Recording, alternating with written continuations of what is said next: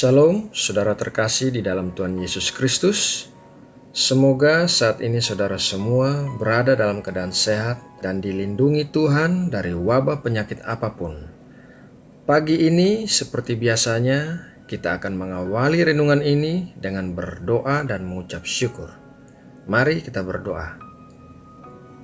Allah Bapa yang Maha Kudus, terima kasih untuk berkat kesehatan yang kami terima ketika kami bangun tidur pagi ini. Dan jikalau kami masih hidup sampai saat ini, maka artinya Engkau masih memberikan kami anugerah untuk bekerja bagi kerajaan sorga. Bagi kami, hidup ini adalah hidup yang kami jalani bersama Kristus yang ada di dalam kami. Saat ini kami datang untuk duduk diam di kaki-Mu dan mendengarkan firman-Mu serta melakukannya dengan taat. Tolong berikan pengertian bagi hati kami untuk boleh menerima kebenaran dalam firman-Mu yang kami dengar hari ini. Terima kasih ya Bapa. Dalam nama Tuhan Yesus Kristus, kami berdoa dan mengucap syukur. Amin. Saudara terkasih, mungkin kita pernah mendengar tentang kisah Tuhan Yesus membangkitkan Lazarus dari kematian, dan sudah banyak khotbah yang membahas hal ini. Meskipun demikian, kali ini saya tetap akan membagikan kebenaran firman Tuhan dari sudut pandang Lazarus. Saya belajar sesuatu yang berharga dari kisah ini, dan saya berdoa semoga saudara semua yang mendengarkan renungan ini juga bisa mendapatkan sesuatu yang berharga. Firman Tuhan mencatat dalam Yohanes 11 ayat 5 bahwa Tuhan Yesus mengasihi Marta, Maria, dan Lazarus. Mereka adalah orang-orang yang dekat dengan Tuhan Yesus. Suatu ketika Lazarus sakit dan kedua saudara perempuannya mengirim kabar kepada Tuhan Yesus. Tuhan Yesus mengatakan bahwa penyakit itu tidak akan membawa kematian, dan Tuhan Yesus sengaja tidak mendatangi Lazarus sampai beberapa hari kemudian. Lazarus terbaring dalam keadaan sakit. Semakin hari tubuhnya semakin melemah dan mendekati kematian. Namun demikian, ia tetap berharap kedatangan Tuhan Yesus. Dan ketika orang yang membawa kabar dari Tuhan Yesus itu mengatakan bahwa penyakit yang dideritanya tidak akan membawa kematian, tentulah Lazarus mempercayainya. Lazarus berharap dan terus berharap akan kesembuhannya, namun hal itu tidak kunjung tiba sampai akhirnya dia meninggal. Keadaan Lazarus adalah seperti keadaan beberapa orang dari antara kita saat ini. Kita sedang mengalami pergumulan yang berat dalam hidup kita, dan rasanya berat tidak tertahankan. Kita berdoa kepada Tuhan dan menunggu Dia melepaskan kita dari masalah yang sedang kita hadapi. Tetapi hari-hari berlalu tanpa terlihat tanda-tanda kelepasan. Kita menunggu dan terus menunggu sampai akhirnya segala sesuatunya kelihatan sudah terlambat. Kemudian kita bertanya-tanya, kenapa Tuhan tidak datang sebelum pernikahan kita mengalami masalah dan hancur? Kenapa Tuhan tidak datang sebelum kita kehilangan pekerjaan kita? Kenapa Tuhan tidak datang sebelum anak-anak kita jatuh ke dalam jerat obat-obatan terlarang? Dan masih banyak pertanyaan lagi. Saudara terkasih, ketika akhirnya Tuhan Yesus datang kepada Lazarus, Lazarus sudah meninggal selama 4 hari. Kelihatannya Tuhan Yesus terlambat datang, bukan? Itulah yang dipikirkan oleh Marta dan Maria ketika mereka berkata kepada Tuhan Yesus dalam Yohanes 11 ayat 21. Maka kata Marta kepada Yesus, "Tuhan, sekiranya Engkau ada di sini, saudaraku pasti tidak mati." Dengan kata lain, arti kata-kata itu adalah seandainya Tuhan Yesus datang lebih awal, Lazarus tidak akan meninggal. Tuhan Yesus terlambat datang maka Lazarus meninggal. Itulah yang dikatakan oleh Marta dan Maria. Dan begitu juga yang sering kita katakan kepada Tuhan. Tuhan, apabila Engkau datang lebih awal, maka aku tidak akan mengalami masalah ini. Saudara yang terkasih, Tuhan tidak pernah terlambat. Waktunya selalu tepat.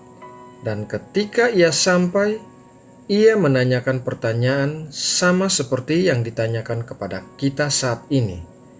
Mari kita baca Yohanes 11 ayat 33. Di manakah dia kau baringkan? Jawab mereka, Tuhan, marilah dan lihatlah. Lazarus meninggal dengan tetap memegang pengharapannya akan kesembuhannya. Dia memiliki iman atas perkataan Tuhan Yesus. Namun demikian, Lazarus tetap meninggal. Lazarus dibungkus kain kafan dan diletakkan di dalam sebuah tempat yang gelap di kuburan. Jadi Tuhan Yesus menanyakan pertanyaan ini. Di manakah dia kamu baringkan? Di manakah iman dan pengharapanmu? Apakah dalam situasi seperti ini engkau masih memiliki iman dan pengharapan kepada Tuhan Yesus? Bahkan ketika engkau sedang berada di suatu tempat yang gelap dan sendiri? Setelah itu, Tuhan Yesus datang ke kuburan Lazarus dan memberikan perintah yang kita baca dalam Yohanes 11 ayat 39. Kata Yesus, "Angkat batu itu." Marta, saudara orang yang meninggal itu, berkata kepadanya, "Tuhan, ia sudah berbau, sebab sudah 4 hari ia mati." Tuhan Yesus menyuruh untuk mengangkat batu yang menghalangi antara Lazarus dengan Tuhan Yesus. Tetapi, seperti yang dikatakan Marta, Lazarus sudah berbau sebab sudah 4 hari ia meninggal. Tubuh Lazarus sudah mengalami pembusukan akibat kematian. Sama halnya dalam pergumulan hidup kita yang berat. Seringkali kita memberikan alasan macam-macam kepada Tuhan. Masalah kita sudah berbau dan mengalami pembusukan. Masalah kita sudah begitu merusak sehingga tidak mungkin bisa dipulihkan lagi. Pernikahan kita sudah begitu hancur sehingga tidak bisa dipulihkan lagi. Umur kita sudah tidak memungkinkan untuk kita memperoleh pekerjaan baru setelah di PHK. Saudaraku, dengarlah apa yang dikatakan Tuhan Yesus hari ini atas segala permasalahanmu.